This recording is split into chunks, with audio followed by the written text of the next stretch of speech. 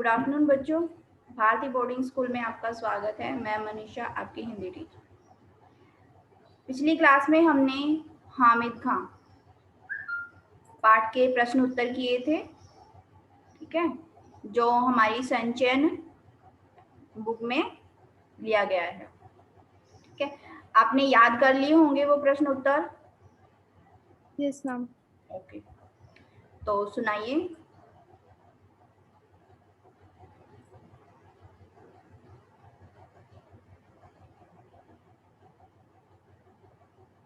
हामिद खां ने खाने का पैसा लेने से इनकार क्यों किया? मैम, हामिद खान ने पैसा लेने से इनकार इसलिए कर दिया क्योंकि वो लेखक की बात से बहुत प्रभावित हुआ और उसे अपना मेहमान मान लिया, और साथ में यह भी कह दिया कि हाँ, जब किसी मुसलमानी होटल में खाना खाएं तो हामिद खान को जरूर याद करें।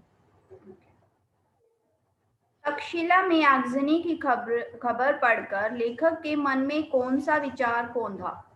इससे जब लेखक के लेखक स्वभाव की किस विशेषता का परिचय मिलता है? जब लेखक इन झगड़े की खबर पढ़ रहे थे तब लेखक को हामिद खान का ध्यान आ गया।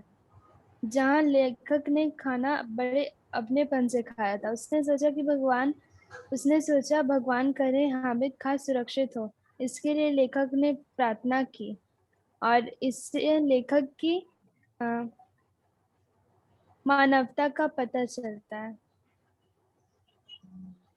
लेखक हामिद को लेखक की किन बातों पर विश्वास नहीं हो रहा था?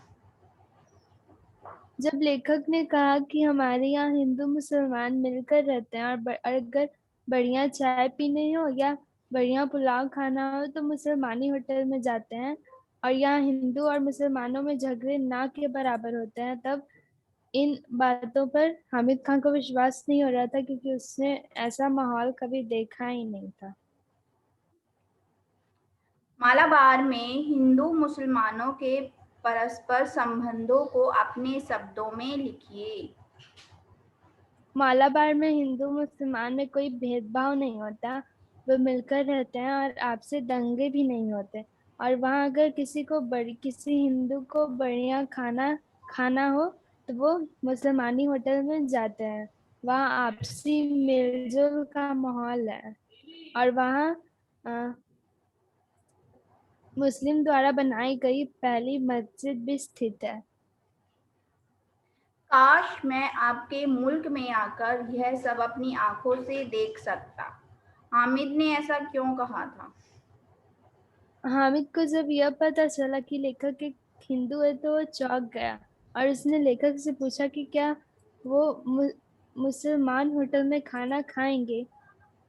लेखक के हाँ कहने पर हामिद चौंक गया, और जब लेखक ने बताया कि हिंदुस्तान में किस प्रकार हिंदू और मुसलमान मिलकर रहते हैं, वहाँ हिंदू मुसलमान झगड़े न के बराबर होते हैं और सभी मिलजुल कर रहते हैं, तो हामिद खान को इन बातों पर विश्वास नहीं हुआ। इसलिए उसने लेखक से कहा कि वह सब अपनी आंखों से देखना चाहता है, क्योंकि यहाँ पर ऐसा माहौल नहीं है। ओके ओके बच्चे, तो हमारी संचयन बुक पूरी हो चुकी है। ठीक है, यस मैम। अब आते हैं हम अपनी कृतिका पर। उसके 3 पार्ट हम कर चुके हैं। Yes ma'am. उसका चौथा पार्ट स्टार्ट करते हैं, जिसका नाम है माटी वाली। ठीक है, yes ma'am. Just wait a minute.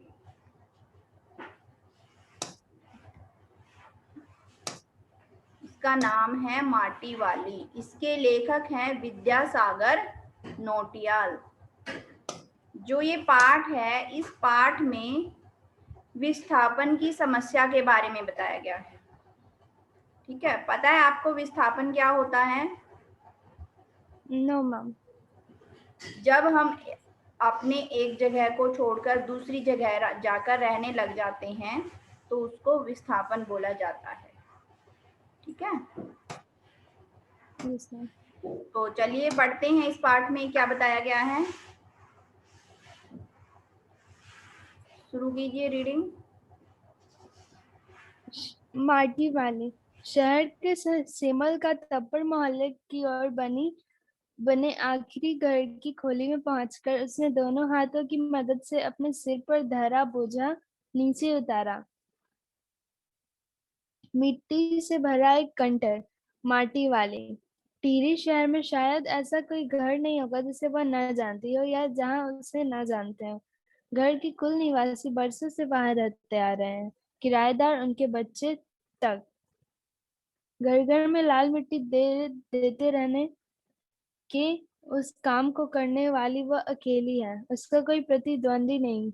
उसके बगैर तो लगता है टिहरी शहर के कई घरों में चूल्हों का जलना तक मुश्किल हो जाएगा। वह न रहे तो लोगों के सामने रसोई और भोजन कर लेने के बाद अपने चूल्हे चौके रिपाई करने की समस्या पैदा हो जाएगी। भोजन जुटाने और खाने की तरह रोज की एक समस्या। घर में साफ लाल मिट्टी तो हर हालत में मौजूद रहनी चाहिए। चूल्हे चौके को लीपने के अलावा साल दो साल में मकान के कमरों दीवारों की गोबड़ी लिपाई करने के लिए भी लाल माटी की जरूरत पड़ती है। शहर के अंदर कई माटी खान है नहीं। भागीरथी और भीलांगना दो नदियों के तटों पर बसे शहर की मिट्टी इस कदर रेतीली है कि उनसे चूल्हों की लिपाई का काम नहीं किया जा सकता। आने वाले नए नए किराएदार भी एक बार अपने घर के आंगन में उसे देख लेते हैं तो अपने आप माटी वाले के ग्राहक बन जाते हैं। घर घर जाकर माटी बेचने वाली नाटे कद की एक हरिजन बुढ़िया माटी वाली। शहरवासी सिर्फ माटी वाली को नहीं, उसके कंटर को भी अच्छी तरह पहचानते हैं। रद्दी कपड़े को मोड़कर बनाए गए एक गोल डिल्ले के ऊपर लाल चिकनी मिट्टी से छुलबुल भरा कंस्तर टिका रहता है। उसके ऊपर किसी ने कभी कोई ढक्कन लगा हुआ नहीं देखा। अपने कंटर को इस्तेमाल में लाने से पहले वह उसके ऊपर ढक्कन को काटकर निकाल फेंकती है। ढक्कन के न रहने पर कंटर के अंदर मिट्टी भरने और फिर उसे खाली करने में आसानी रहती है। उसके कंटर को जमीन पर रखते रखते सामने के घर से 9-10 साल की एक छोटी लड़की कामिनी दौड़ती हुई वहां पहुंची और उसके सामने खड़ी हो गई।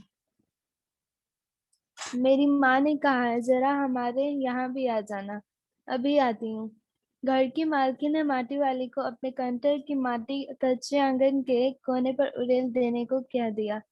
तू बहुत भाग्यवान है, चाय के टाइम पर आई है हमारे घर। भाग्यवान आए खाते वक्त। वह अपनी रसोई में गई और 2 रोटियां लेती आई। रोटियां उसे साफ कर वह फिर अपनी रसोई में घुस गई। माटी वाली के पास अपने एक अच्छे या बुरे भाग्य के बारे में ज्यादा सोचने का वक्त नहीं था। घर की मालकिन के अंदर जाते ही माटी वाली ने इधर उधर तेज निगाहें दौड़ाई। हाँ, इस वक्त वह अकेली थी, उसे कोई देख नहीं सकता था। उसने फौरन अपने सिर पर धरे डिल्ले के कपड़े के मोरों को हड़बड़ी में झटके में खोला और सीधा कर दिया। फिर एक खरा खुल जाने के बाद वह एक पुरानी चादर के फटे हुए कपड़े के रूप में प्रकट हुआ। मालकिन के बाहर आंगन में निकलने से पहले उसने चुपके से अपने हाथ में थामी 2 रोटियों में से एक रोटियों को मोड़ा और उसे कपड़े पर लपेटकर गांठ बांध दी। साथ ही अपना मुंह यूं ही चलाकर खाने का दिखावा करने लगी। घर की मालकिन पीतल के एक गिलास में चाय लेकर लाती। उसने वह गिलास बुढ़िया के पास जमीन पर रख दिया। ले, सदा बासी साग कुछ है नहीं अभी, इसी चाय के साथ निकल जा। माटी वाली ने खुले कपड़े के छोर से पूरी गोलाई में पकड़कर पीतल का वह गर्म गिलास हाथ में उठा लिया।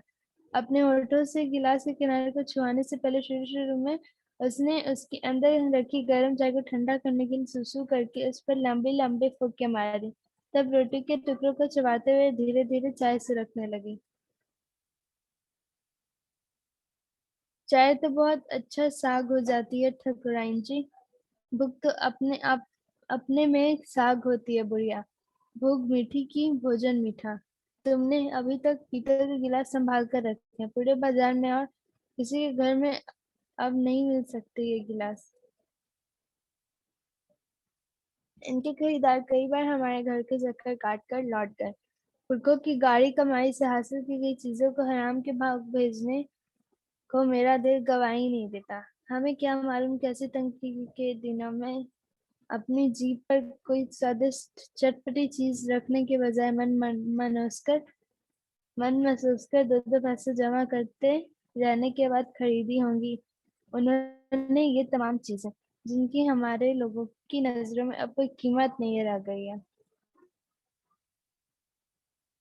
बाजार में जाकर पीतल का भाव पूछो जरा, दाम सुनकर दिमाग चकराने लगते हैं और ये व्यापारी हमारे घरों से हराम के भाव इकट्ठा कर ले जाते हैं। तमाम बर्तन भांडे, कांसे के बर्तन भी गायब हो गए हैं सब घरों से।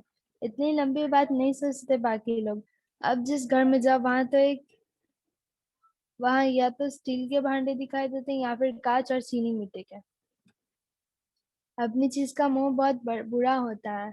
मैं तो सोचकर पागल हो जाती हूँ कि अब इस उम्र में इस शहर को छोड़कर हम जाएंगे कहाँ। ठकुराइन जी जो जमीन जायदादों के मालिक हैं, वो तो कहीं ना कहीं ठिकाने पर जाएंगे ही, पर मैं सोचती हूँ मेरा क्या होगा। मेरी तरफ देखने वाला तो कोई भी नहीं। चाय खत्म कर माटी वाली ने हाथ में अपना कपड़ा उठाया, दूसरे हाथ में कंटर और खोली से बाहर निकलकर सामने के घर में चली गई। उस घर में भी कल हर हालत में मिट्टी ले आने के आदेश के साथ उसे 2 रोटियां मिल गई। उन्हें भी उसने अपने कपड़ों में एक दूसरे छोर में बांध लिया।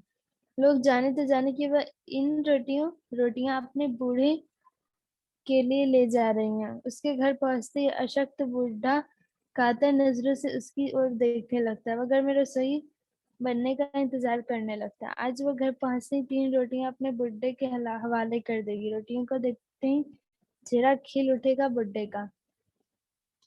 साथ में ऐसा ही बोल देगी, साग तो कुछ भी है नहीं अभी। और तब जब उसे सुनाई देगा भूख मिट्टी की भोजन मीठा। उसका गांव शहर के इतना पास भी नहीं है। कितना ही तेज चलो फिर भी घर पहुंचने में 1 घंटा तो लग ही जाता है। रोज सुबह निकल जाती है और वह अपने घर से पूरा दिन माटा खाने मिट्टी खोदने फिर विभिन्न स्थानों में फैले घरों तक उसे ढोने में बीत जाता है। घर पहुंचने से पहले रात गिरने लगती है। उसके पास अपना कोई खेत नहीं, जमीन का एक भी टुकड़ा नहीं, झोपड़ी जिससे वह गुजारा करती है गांव के एक ठाकुर की जमीन पर खड़ी है। उसकी जमीन पर रहने की एवज में उस भले आदमी के घर पर भी माटी वाली को कई तरह के कामों की बिगाड़ करनी होती है। नहीं, आज वो गठरी में बदल गए। अपने बुड्ढे को कोड़ी रोटियां नहीं देगी। माटी बेचने से हुई आमदनी से उसे 1 पाव प्याज खरीद लिया। प्याज को कूटकर वह उन्हें जल्दी जल्दी तल लेगी। बूढ़े को पहले रोटियां दिखाएगी, नहीं नहीं, सब्जी तैयार होते ही परोस देगी। उसके सामने 2 रोटियां। अब वह 2 रोटियां भी नहीं खा सकता, एक ही रोटी खा पाएगा। यह हद से हद देर। अब उसे ज्यादा नहीं बचता। बाकी बची 1.5 रोटियां से माटी वाली अपना काम चला लेगी। एक रोटी तो उसके पेट में पहले ही जमा हो चुकी है। मन में यह सब सोचते सोचते हिसाब लगाते हुए वह अपने घर में पहुंच गई। उसके बुड्ढे को अब रोटी की कोई जरूरत नहीं रह गई। माटी वाली के पाँव की आहट सुनकर हमेशा की तरह आज वह चौंका नहीं। माटी वाली के पाँव की आहट सुनकर हमेशा की तरह आज वो चौंका नहीं। उसने अपनी नजरें उसकी ओर नहीं घुमाई। घबराई हुई माटी वाली ने उसे छूकर देखा। वह अपनी माटी को छोड़कर जा चुका था। टीरी बांध पुनर्वास के साहब ने उससे पूछा कि वह रहती कहाँ है। तुम तहसील से अपने घर का प्रमाण पत्र ले आना। मेरी जिंदगी तो इस शहर के तमाम घरों में माटी देते गुजर गई साहब। माटी कहाँ से लाती हो? माटा खान से लाती हूँ माटी। वह माठा खान चढ़ी है तेरे नाम? अगर है तो हम तेरा नाम लिख देते हैं। माटा खान तो मेरी रोजी है साहब। बुढ़िया, हमें जमीन का कागज चाहिए, रोजी का नहीं। बांध बनने के बाद मैं क्या खाऊंगी साहब? इस बात का फैसला तो हम नहीं कर सकते। वह बात तो तुझे खुद ही तय करनी पड़ेगी। टिहरी बांध की 2 सुरंगों को बंद कर दिया गया है। शहर में पानी भरने लगा है। शहर में आपाधापी मची है। शहरवासी अपने घरों को छोड़कर वहां से भागने लगते हैं। पानी भर जाने से सबसे पहले कुल शमशान घाट डूब गए। माटी वाली अपनी झोपड़ी के बाहर बैठी है। गांव के हर आने जाने वाले से एक ही बात कहती जा रही है, गरीब आदमी का शमशान नहीं उजड़ना चाहिए।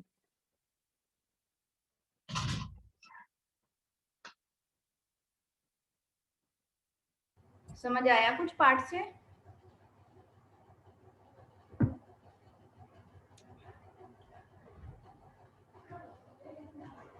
हेलो सैंसी, आवाज आ रही बच्चे मेरी? Yes ma'am.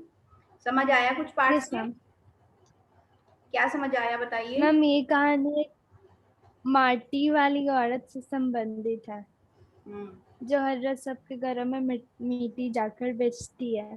हम्म। तो इसका सार समझते हैं अभी हम। जो ये कहानी है, इस कहानी के लेखक कौन है? विद्यासागर मैम नौटियाल जी। विद्यासागर नौटियाल। नौटियाल जी, ठीक है। और कहानी का नाम क्या है? माटी वाली। माटी टिहरी वाली। बांध बनने के बाद जब पूरा शहर पानी में डूब गया, तब सरकार द्वारा वहां के लोगों को दूसरी जगहों में विस्थापित किया गया था। ठीक है। जब टिहरी बांध बनाया गया था, ठीक है, बनाने के बाद जो वहां का पूरा शहर था वो पानी में डूब गया था। फिर जो सरकार थी उसने जो उस शहर में जो लोग रहते थे उन लोगों को दूसरी जगह पर भेजना शुरू किया, यानी विस्थापित करना शुरू किया गया। यह कहानी उन विस्थापितों के दर्द की कहानी बयां करती है। ठीक है, जो लोग वहां पर रहते थे, जिनको विस्थापित किया गया, वो इस विस्थापन से कितना परेशान हुए, कितना दुख हुआ उनको, उनके दर्द की कहानी है ये। जो ये कहानी है ये एक ऐसी गरीब और बुजुर्ग महिला की है जिसके पास न तो जमीन है और न ही कोई पक्का मकान है। यह बुजुर्ग महिला टिहरी शहर, जो पुराना टिहरी शहर है गढ़वाल उत्तराखंड में, उसके एक मोहल्ले में घर घर जाकर मिट्टी देने का काम करती है। ठीक है, ये जो टिहरी शहर है ये गढ़वाल में है उत्तराखंड में, जहाँ पर बांध बनाया गया था। तो ये जो बूढ़ी औरत होती है ये अपने मोहल्ले के एक मोहल्ले में घर घर जाकर मिट्टी देने का काम करती है और उसी से उसकी रोजी रोटी चलती है। लोग उसे माटी वाली के नाम से जानते हैं क्योंकि वो सभी घरों में मिट्टी देने का काम करती थी, इसीलिए सबने उसका नाम माटी वाली रख दिया था। उत्तराखंड के पहाड़ी क्षेत्रों में खाना पकाने के लिए लोग हर रोज अपने चूल्हे की लिपाई पुताई लाल मिट्टी से करते हैं। जो उत्तराखंड है, अब तो नहीं होगा शायद, पहले के टाइम पे जब उत्तराखंड के लोग थे वो सभी लोग मिट्टी के चूल्हों पर खाना बनाते थे। फिर क्या करते थे, खाना बनाने के बाद अपने चूल्हे से को साफ करके उस चूल्हे पर लाल मिट्टी की पुताई की जाती थी। ठीक है, इसलिए सभी लोगों को मिट्टी की जरूरत पड़ती थी और जो माटी वाली थी वो इसी काम के लिए मिट्टी सभी लोगों के घरों में देने जाती थी। मिट्टी से बने घरों के आंगनों और दीवारों की पुताई भी लाल मिट्टी में गोबर मिलाकर की जाती थी। जो मिट्टी के घर होते थे पहले, उनके आंगन में यानी जो कच्चा फर्श होता था, जमीन होती थी, उसकी लिपाई करने में, पुताई करने में, दीवारों की पुताई करने में भी लाल मिट्टी का प्रयोग किया जाता था, जो आंगन और दीवारों की साफ सफाई के साथ उन्हें मजबूती भी प्रदान करती थी और कीड़े मकोड़ों को भी घर आंगन से दूर रखती थी। यह माटी वाली भी बरसों से माटा खाना, एक ऐसी जगह जहाँ पर लाल मिट्टी पाई जाती है, ठीक है, उसको माटा खाना बोलते हैं। बहुत बरसों से वहां से मिट्टी खोदकर लोगों के घरों तक पहुंचाती थी और मोहल्ले के प्रत्येक घर तक उस लाल मिट्टी को पहुंचाया करती थी। इसलिए मोहल्ले के सभी लोग उस माटी वाली से बहुत अच्छी तरह से परिचित थे। अब जो लेखक हैं विद्यासागर नौटियाल जी, वो आगे कहते हैं कि अगर माटी वाली एक दिन भी उनके घरों में मिट्टी ना पहुंचाए तो लोगों को अपने रसोई घरों के चूल्हों की लिपाई पुताई में मुश्किल हो जाएगी। साल 2 साल में जो लोग दीवारों की अपने घरों की दीवारों की मिट्टी को गोबर में मिलाकर पुताई करते थे, वो नहीं कर पाएंगे। ठीक है। टिहरी शहर के अंदर कोई भी माट खाना नहीं था। जो टिहरी शहर था वहां पर कोई भी माट खाना यानी मिट्टी का, जहाँ से मिट्टी निकाली जाती है, वो नहीं था। दरअसल पुराना टिहरी शहर भागीरथी और भिलांगना नदियों के तट पर बसा था, जिस वजह से यहाँ की मिट्टी रेतीली थी और रेतीली मिट्टी से पुताई नहीं की जा सकती थी। जो पुराना टिहरी शहर था वो भागीरथी और भिलांगना नदी के किनारों पर था। ठीक है। जिसकी वजह से जो नदियों में रेत आता है, वहां की मिट्टी रेतीली थी और जो रेतीली मिट्टी से घरों की या चूल्हों की लिपाई पुताई नहीं की जा सकती थी। इसलिए शहर के सभी लोग और शहर में आने वाले किराएदार तक माटी वाली के ग्राहक बन जाते हैं। घर घर माटी बेचने वाली यह महिला नाटे कद की एक हरिजन बुढ़िया थी। शहर के सभी लोग माटी वाली और उसके कंटर, एक तरह का टीन का बर्तन होता है कंटर, को अच्छी तरह से पहचानते थे। वह पुराने कपड़ों को मोड़कर एक गोल डिल्ला, कपड़ों का एक मोटा गद्दा सा बनाकर पहले उसे अपने सर पर रखती थी और फिर उसके ऊपर अपना मिट्टी से भरा कंटर रखती थी, जिससे वो कंटर उसके सर पे ना चुभे, जिसमें कभी भी ढक्कन नहीं लगा होता था। ठीक है। दरअसल माटी वाले कंटर में मिट्टी भरने से पहले ही उसका ढक्कन निकाल देती थी, ताकि उसे मिट्टी को निकालने व भरने में आसानी हो। हर रोज की तरह एक दिन माटी वाली लाल मिट्टी लेकर आई और उसने मोहल्ले के आखिरी घर की खोली, खोली मतलब घर के दरवाजे में पहुंचकर अपने दोनों हाथों की मदद से सिर पर रखा हुआ लाल मिट्टी का कंटर जमीन पर उतारा। एक दिन क्या हुआ, लाल मिट्टी, वो जो माटी वाली थी वो लाल मिट्टी का कंटर लेकर आई, जो मोहल्ले का सबसे आखिरी घर था उसका दरवाजा दरवाजा खटखटाया और वहां पर जो अपना मिट्टी से भरा हुआ कंटर था वो उसने जमीन पर उतारा। तभी सामने के घर से एक 9-10 साल की छोटी सी बच्ची कामिनी दौड़ती हुई उसके पास आई और माटी वाली से बोली कि उसकी माँ ने उसे बुलाया है। ठीक है। उसकी बात सुनकर माटी वाली ने कहा कि वह थोड़ी देर में आ जाएगी।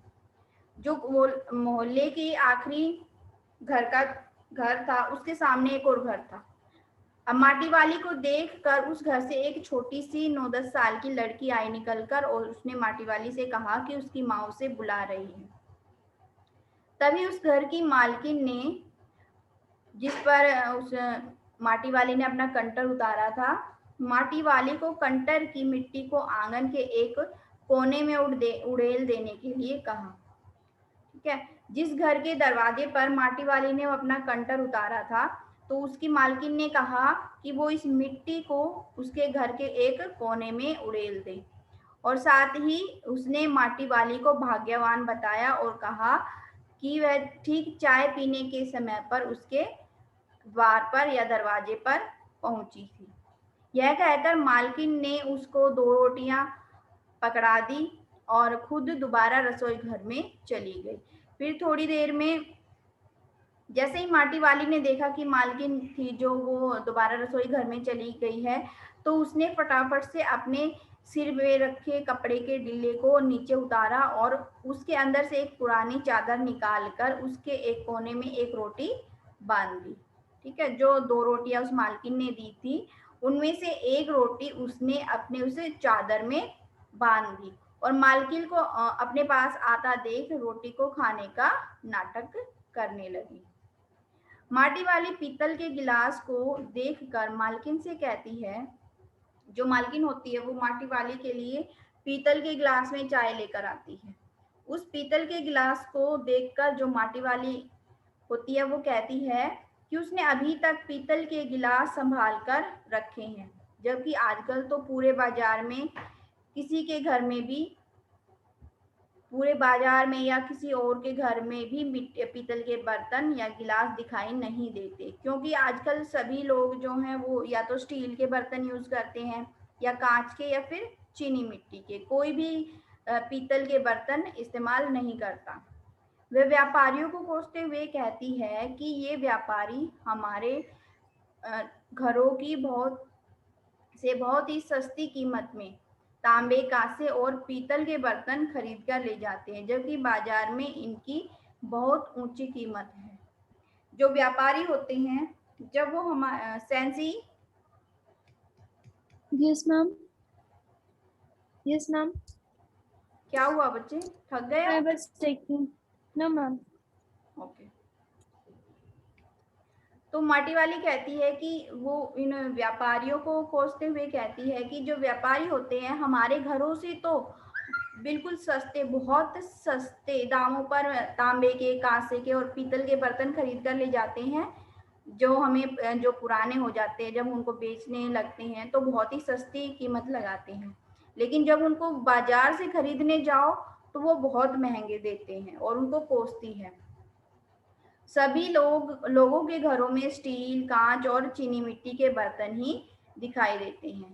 तभी मालकिन माटी वाली से कहती है कि अपनी चीज से वाकई में बहुत मोह होता है। वह तो यह सोचकर पागल हो जाती है कि वह इस उम्र में इस शहर को छोड़कर कहाँ जाएंगे, क्योंकि जो टिहरी बांध बन रहा था उसकी वजह से शहर में पानी घुस गया था और इसलिए शहर के सभी मैम। लोगों को दूसरी जगह पर जाना था और सभी ये सोचकर परेशान थे कि वो अपनी जगह का, अपनी जमीन को, अपने घर को, अपनी जमीन जायदाद को छोड़कर कहाँ जाएंगे। माटी वाली मालकिन को जवाब देते हुए कहती है कि ठकुराइन जी, जो जमीन जायदाद के मालिक हैं वो तो कहीं ना कहीं चले ही जाएंगे, क्योंकि उनके पास तो बहुत सारा पैसा है, कहीं भी जाकर अपने घर खरीद लेंगे, जमीन खरीद लेंगे, लेकिन मेरा क्या होगा। क्योंकि उसकी तरफ माटी वाली कहती है कि मेरा क्या होगा, मेरा तो कोई देखने वाला भी नहीं है।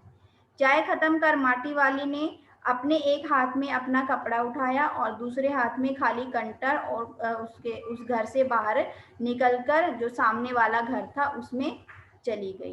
कामिनी की माँ ने भी उसे अगले दिन मिट्टी लाने का आदेश दिया और उसको 2 रोटियां पकड़ा दी। जो सामने वाले घर की मालकिन थी उसने भी कहा कि अगले दिन उसके घर में भी मिट्टी लानी है और ये कहते हुए उसे 2 रोटियां पकड़ा दी, जिससे उसने कपड़े के दूसरे छोर में, दूसरे किनारे में बांध लिया। वो इन तीनों रोटियों को अपने पति के लिए ले जा रही थी, जो घर में भूखा उसके आने का इंतजार कर रहा था। उसका गांव शहर से इतनी दूरी पर था कि अगर वह तेज तेज कदमों से भी चले तो उसको लगभग 1 घंटा अपने घर पहुंचने में लग जाता था। वह रोज सुबह अपने घर से माठ खाना मिट्टी खोदने निकल जाती थी। ये उसका रोजाना की दिनचर्या थी कि वो सुबह होते ही माठ खाना पहुंच जाती थी मिट्टी खोदने के लिए। फिर मिट्टी खोदकर लोगों के घरों में पहुंचाती और वापस आते आते उसे रात हो जाती थी। घर लौटते वक्त वह मन ही मन सोचती जा रही थी कि आज वह अपने पति को रोटियों के साथ प्याज की सब्जी बनाकर देगी, क्योंकि उसने अपनी आमदनी से, जो उसने कमाया था पूरे दिन से, उससे एक एक पाव प्याज खरीद ली थी। और घर पर जब वो अपने घर पर पहुंची तो उसे पता चला कि जो उसका पति है, बूढ़ा पति, बीमार पति, उसकी दुनिया को छोड़कर जा चुका है। लेखक आगे कहते हैं कि टिहरी बांध पुनर्वास के अधिकारी ने उससे उसके घर का पता पूछा। ठीक है, जो पुनर्वास अधिकारी थे उसने माटी वाले से पूछा कि उसके घर का पता क्या है और साथ में ही उसे तहसील से अपने घर का प्रमाण पत्र लाने को भी कहा, ताकि जब लोगों का विस्थापन किया जा सके तो उनको पता हो कि किस किस के पास घर था और किसके पास नहीं था। तब उस माटी वाली ने उस अधिकारी को बताया कि उसके पास ना तो घर है और ना ही जमीन है, उसकी तो पूरी जिंदगी लोगों के घरों में मिट्टी देते देते गुजर गई। वह अधिकारी से पूछ रही थी कि बांध बनने के बाद वह क्या खाएगी, क्या करेगी और कहाँ रहेगी? अधिकारी उसे जवाब देते हुए कहता है कि ये बात तो उसे खुद तय करनी पड़ेगी कि उसे कहाँ रहना है, कहाँ जाना है, क्या करना है। अधिकारी उसे बताता है कि टिहरी बांध की 2 सुरंगों को बंद कर दिया गया है, जिससे शहर में पानी भरने लगा है। जो टिहरी बांध बनाया गया था, उसकी 2 सुरंगों को बंद कर दिया गया था और इसी वजह से पूरे शहर में पानी भरने लगा था और पूरे शहर में बहुत ही आपाधापी मची हुई थी। लोग अपने घरों को छोड़कर दूसरी सुरक्षित जगहों पर जा रहे थे। शहर के सारे शमशान घाट डूब चुके थे। माटी वाली अपनी झोपड़ी के बाहर अकेले बैठकर गांव में आने जाने वाले हर व्यक्ति से एक ही बात कहे जा रही थी कि गरीब आदमी का शमशान नहीं उजड़ना चाहिए। अब जब वो माटी वाली अपने घर के अपनी झोपड़ी के बाहर बैठी थी, तो वो लोगों को आते जाते हुए देख रही थी और उनको बोल रही थी कि किसी को भी गरीब के शमशान नहीं उजाड़ना चाहिए। माटी वाली अपनी झोपड़ी, अपने पति और अपने माट खाना को खो चुकी थी। और जो माटी वाली थी, उसने अपनी झोपड़ी को भी खो दिया था, अपना घर खो दिया था, उसका पति भी नहीं था अब, और जहाँ से वो मिट्टी खोद कर लाती थी, वो जगह भी नहीं थी जिससे उसकी रोजी रोटी चलती थी। अब उसे ये चिंता खाई जा रही थी कि वह अपना आगे का जीवन कैसे बिताएगी। ठीक है, यस मैम। समझ आ गया बच्चे? Yes ma'am. कोई डाउट है?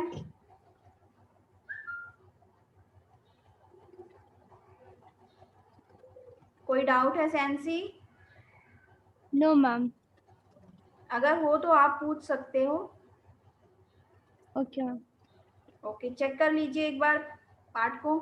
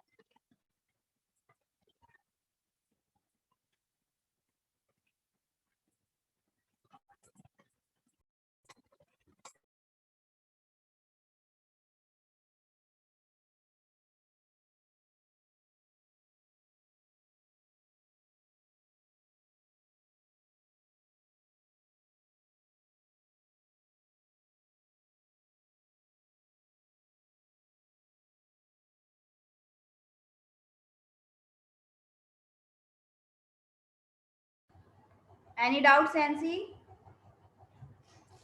No, ma'am. Okay.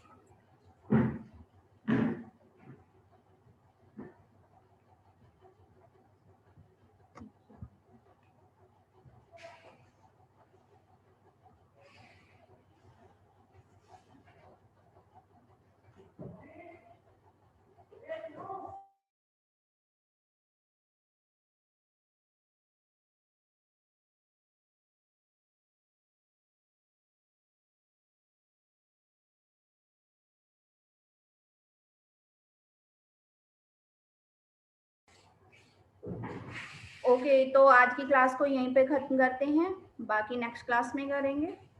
Okay, bye sensei. Bye, ma'am.